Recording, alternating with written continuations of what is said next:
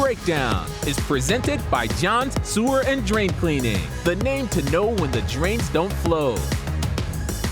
Welcome in to the Week 6 edition of The Breakdown. Phil Perry, Ted Johnson here with you. We're here to look at every single play that mattered most in this big win for the Patriots. Ted, it was a big win. My question for you, though, is do I need to take your temperature, my friend? Do you have a fever? Do you have Zappe fever right now? Man, you know what? I do a little bit. I do. Okay. I got a little bit of the Zappe fever. I'm not going to lie. I just like what the kid's doing. The poise that he's playing with right now has got this team fired up after a 1-3 start to get to 500.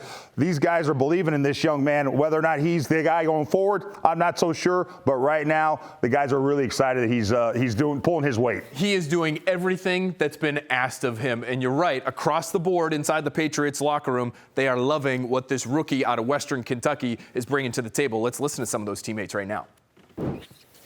He's got some moxie, doesn't he? I'm really proud of what he's done. I mean, you rewind a month ago, nobody's talking about him being a contributor for a football team, but that's the National Football League, and you never know when your moment's going to come, but your hope is that you prepare enough, you're able to take advantage of it, and I think the young man is doing just that. A lot of poise, a lot of composure, have a lot of fun out there, and I think he does a really good job for us, and doing what he's asked to do. He knows that he's got a lot to improve on, as we all do, and I think that just from him having that mindset, he'll continue to make a lot of strides, man. So hats off to him. He's came in the past couple of weeks and been doing a hell of a job. Couldn't be more proud of him. He's been playing his ass off, man. Who do you expect to be the starter once Mac Jones is healthy? Well, we'll see how that process is. Mac still wasn't able to play yesterday, so we'll continue to evaluate him and see how he's doing physically. Bill Belichick playing things a little coy there, as is his wont. But it's easy to see why he might be still in the process of making a decision here. Zappe, statistically, better across the board so far this season. The only category that Jones has the edge is in passing yards. Zappe with a stellar 4-to-1 touchdown to interception ratio. And that's where we begin our first breakdown. Time now for Board Games, brought to you by John Sewer and Drain Cleaning, the name to know when the drains don't flow. Ted, we've got to talk about a little rookie connection here between Bailey Zappe and Tyquan Thornton. This is the third down touchdown pass between these two, and we have 4-point poise written at the top of the board. This is a 4-point play, right? The difference between kicking a field goal and scoring a touchdown for 7 is the execution here. You loved the way the rookie quarterback executed on this play. Yeah, I thought Bailey did an excellent job right here because he just didn't panic. Again, the poise he showed in the pocket all day was excellent on this. So what you have here, the Patriots are on the 2-yard line. It's third down and goal on the 2-yard line. Not a lot of space to operate with. They start off on trips right. They motion Devontae Parker over. When you motion a guy over, you're part of what you're doing is trying to see what coverage are they in. Well, this DB that's on Rhamondre Parker, he comes over with the motion, so that now tells Bailey Zappe, I got man-to-man. So that's information you didn't have before the motion, all right? So now he motions over. The DB comes over with him. Greedy Williams is on this side, the cornerback who's covering Tyquan Thornton. When the motion comes over, he now changes his alignment from depth. He comes up on the line of scrimmage to get closer to his coverage because he doesn't want to get knocked off in the wash, okay?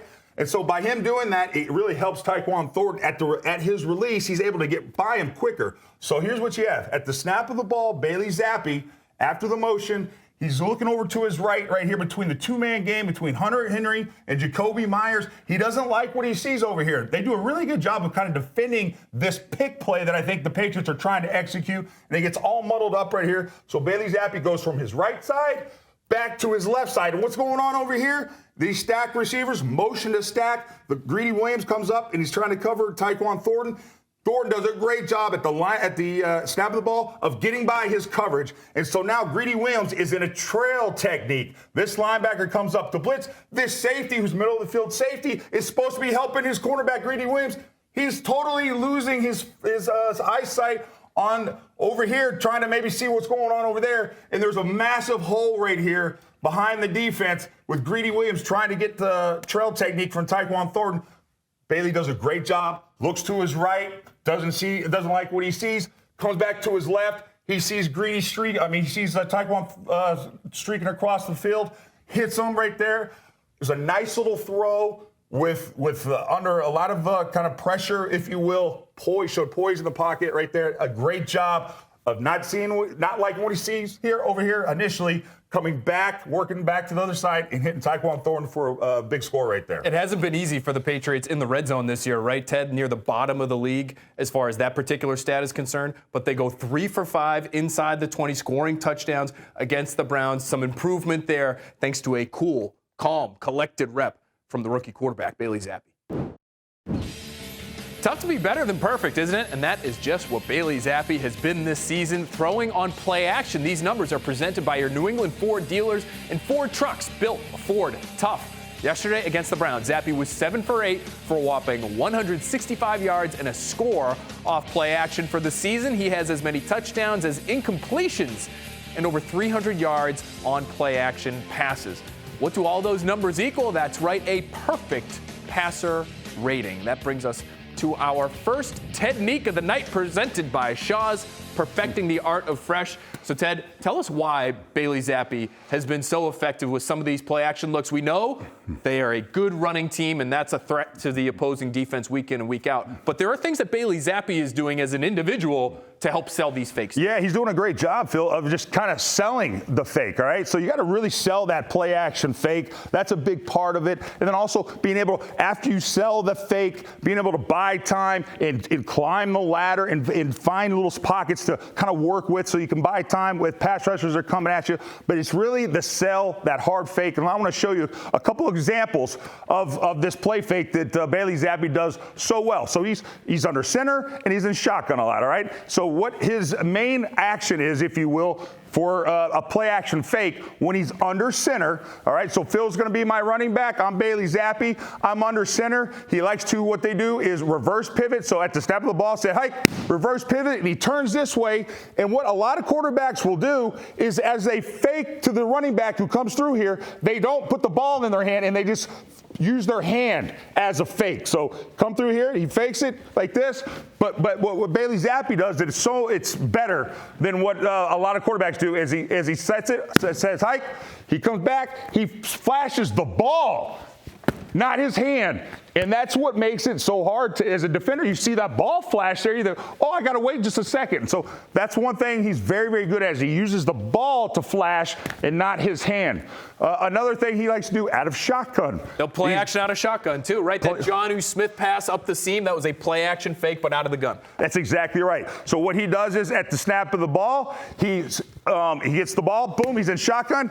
The running back comes, he really holds the ball in that belly. Holding that ball in that belly for as long as you can really sells that play fake, and does a great job of kind of keeping defenders hesitate for a second, and then they have to go and turn and run out of there. So that under center, reverse pivot, flash the ball, in shotgun, really sell that hard fake, and then last but not least, climb in the pocket. That's important, too. And we've seen, like, that footwork that you just executed right there off the shotgun fake, that's something they worked on just about every day that the media has been out at practice, early in practice for the last 2 or 3 weeks, Ted, but climbing the pocket as well, where you're able to keep your eyes up and down the field, something we saw Bailey Zappe do yesterday. Yep. They're working on that constantly, really starting back in training camp. You see the bags on the field, and they're weaving their way in and out of those with their eyes up. That's exactly right. So we'll show you exactly what we're talking about.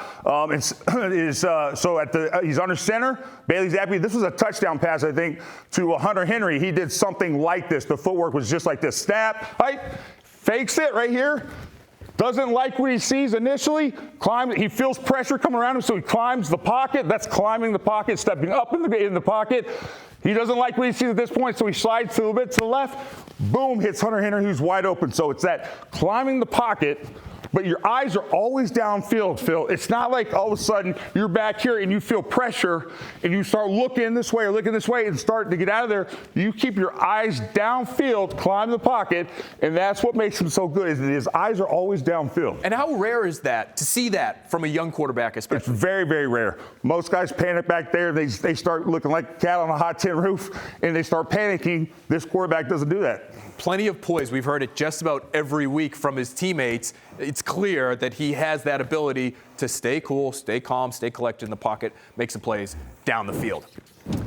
Up next, we're going back to the drawing board to talk about the other side of the ball. Yes, our resident linebacker, Teddy J, wants to talk a little bit about the defense. And a perfect marriage for that Patriots defense. We'll explain when the breakdown returns.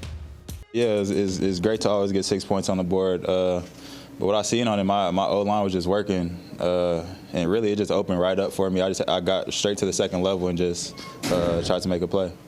Was that designed to cut back that way, or was that your vision sort of seeing the whole? Well, as a running back, every play is pretty unique, so that ball could go anywhere. So it was just keeping my eyes open, and we actually did talk about that ball cutting back, things like that. So, yep. All right, little insight there from Rhamondre Stevenson on his long touchdown run in Sunday's win over the Browns. We got Tom Giles out here now with us on the breakdown, Ted Johnson, Phil Perry. It's time to get back in the lab. It's time for more Technique, Ted, which, of course, is presented by Shaw's Perfecting the Art of Fresh. You're going to tell us about that Rhamondre Stevenson run and why it worked. Okay, why it worked so well is you're using Cleveland's aggressiveness against them, if you will. And so the Rhamondre Stevenson touchdown run was what they call a draw play, where a draw play is basically you're inviting the defensive lineman to run upfield. An over-aggressive defensive front, a lot of times what you do to exploit that is you run screens and draws, and so that's how you burn them. And on this play, the Rhamondre Stevenson touchdown, they actually blitz on that play as well, which is a perfect play to run into a blitz, is a draw play. Because here's what you have. You have a Myles Garrett, who was on the left side of the formation. I'm Trent Brown. I was the left tackle, okay? Myles Garrett, it was 3rd down and 10 on this touchdown run. 3rd down and 10. I'm thinking pass. That's exactly what you think. So you, as a defender, you're just going, let's pin our ears back and let's go upfield. So the Patriots are like, that's what they're going to be doing. They're going to be sending blitz, so they're going to be very aggressive. So what we're going to do is we're going to counter that with a draw play. And as an offensive lineman, what you're taught to do at the snap of the ball is really set back really deep and get back fast. And you're basically inviting them to run upfield. You want them to run upfield when you do that. And so when you do that, we'll do this. The timing's got to work perfectly, too. With the running back, Rhamondre Stevenson, who's Tom Giles on this, he's going to take a couple side shuffles to kind of get the defense to run upfield. The offensive lineman's going to set back, and that's how you hit them. So at the snap of the ball, you'll see how this works. Set up, sets back, side shuffle. Myles Garrett runs up the field. There's a massive lane right up the middle, and everyone's running past the quarterback, and that's how you kill teams that are over-aggressive like the Browns were, is you hit them with these kind of draw plays. It was a perfect call for that situation, what that defense was doing. And you mentioned they brought a blitz from that side, too, so there's no linebacker there. So he gets through the first level of the defense, and then he gets to the second level, and there's nobody there. Nobody there. So he's got nothing but green grass in That's front. right. When you put all those guys at the line of scrimmage, like the Browns did on that, and you want to rush them, okay, go ahead, do that at your own peril, but there's no second line of defense when you do, if you can get past that first line like the Patriots did. All right, Tom Giles, thanks so much for your Rhamondre Stevenson impersonation. Excellent work by you. Fastest guy in the newsroom. I say it every single week. Ted, let's shift sides here, though. Let's pivot a little bit, talking about the Patriots and their running game. On the other side of the ball, we were expecting the Browns' running game to really take center stage in this one. We thought they would lean on that part of their offense, but the Patriots' defense did a hell of a job of slowing them down. What did you like most about that side of the ball for New England? You know what I like? I'm starting to see this in the last few weeks. The Patriots defense is better at forming that wall, pressing the line of scrimmage, doing a really good job of setting the edge. So there's just not a lot of yards there to be had. There's not a lot of lanes for the running backs. And they're dominating these teams. They're starting to dominate these teams early in the game. And I think it's discouraging them from running the ball later. And so they're doing a good job of defending the run. They discourage them from running it, but then the score gets to where it gets, and that takes the running game away from a team like the Browns that really wants to rely on that. Let's take a look at my grades right now. My report card is presented by the Massachusetts School of Law, and that defense, Ted, as you'll see right there, especially that front seven, A's for the defensive line and for the linebackers. When you hold the NFL's #1 rushing offense to just 70 yards on the ground and sack Jacoby Brissett, meanwhile, 4 times, straight A's. You got to give them straight A's for the front seven. Tack on a couple picks, and the secondary gets a B+. Dietrich Wise talked after the game about both ends of the Patriots defense working in harmony. it's a beautiful thing when our pass rush gets there, but it's also beautiful when our D-line and our front seven affects the quarterback to where our DBs can make plays too. And it's a big, huge marriage. You can have one without the other. If there's no coverage and good pass rush, then that's deep balls. If there's good coverage and bad rush, then he's just holding the ball all day and anything can happen. So it's been a fantastic job of both the DBs and the front seven working together, stopping the run, affecting the quarterback, and if he does get the ball off, affecting the pass, the throw, PBUs, interceptions, forced fumbles, all that kind of stuff. Back out here for Board Games Now, brought to you by John Sewer and Drain Cleaning. The name to know when the drains don't flow. Ted, let's talk about this third quarter interception by Jalen Mills, because we just heard from Dietrich Wise talking about the marriage between the pass rush and the coverage. We certainly saw that here, and we have empty equals, check to zero, written at the top of the board. Not a big math guy growing up, Ted. I'm going to be honest with you, but I know you're going to be able to explain this equation to us. What's it mean? Yeah, absolutely. So Phil, every defense has a check that they like to go to, either zone or blitz, when teams come out in empty. There's only so many things you can do as an offense in empty. There's only so many things you can do on defense versus an empty backfield. So nobody's in the backfield. They're all out here. All the receivers are out here. And so no one's in the backfield. So that triggers, for the Patriots this week, check to zero. What is zero? Zero is an all-out blitz. So no middle of the safety help. It's 5 guys covering their 5 guys, and then 6 guys rushing. So the Patriots, they get their linebackers all up in here. So you have basically 5 offensive linemen. They decide to keep a tight end here to block. So it's 6 guys for the Patriots, 7 rushers, okay? And here's the thing. So they slide the line to the right. So these guys all have these guys right here. These 5 guys have these 5 guys. Over here, you have Juwan Bentley and Dietrich Wise on the outside right here. What makes this play possible right here is Dietrich Wise, as he rushes, he kind of holds this tight end so he doesn't release, because Juwan Bentley has him man-to-man. This guy has him man-to-man, man-to-man, man-to-man, man-to-man. But Juwan Bentley has this tight end man-to-man. But when he sees the tight end stays in the block, Dietrich Wise knows that Juwan Bentley, who's got coverage on this tight end, is going to come hell-bent for leather and then, boom, go in there and put himself into the pass rush. So now you have 7 rushers, essentially, with only 6 blockers. And so you have a free shot on the quarterback, and Juwan Bentley does it perfectly. Right at the snap of the ball, he comes up here like he's going to cover. He doesn't. Boom, he comes into the rush and hits Jacoby Brissett. Right here. Jacoby makes a terrible throw right here. You should never be throwing this ball, because this 2-man route out here, Jalen Mills does a great job. He doesn't bite on Ndoku right here, the tight end. He just folds onto here. The quarterback's getting hit, and so the ball kind of flutters out. And he makes a great interception, mostly because of this pressure right here by the check going to zero. These 2 guys kind of concentrating on the tight end. If the tight end takes Dietrich Wise, that allows Juwan Bentley to go in there and get a free shot on the quarterback. Empty. This week, they decided they were going to go check to zero, meaning all-out blitz, and they executed it perfectly. Jalen Mills makes a great play on the ball. Patriots, Ted, really struggled turning the football over early this season. They were turning it over themselves. They were near the bottom of the league in turnover differential. After week 6, they're back in the green. They're +1 in that regard, thanks in part to plays like this one. Did not take long for young Tyquan Thornton to make a big impact for the Patriots, did it? The rookie wide receiver scored 2 touchdowns yesterday in his second NFL game. We talked about the touchdown catch earlier in the show, but he also had 1 on the ground. And his teammates really loved what he was showing really across the board, Ted. That leads us to our Monday Night Spotlight. What's interesting about Tyquan Thornton, and again, just two games in here, so it's not like we've seen the full complement of plays that the Patriots will eventually draw up for him.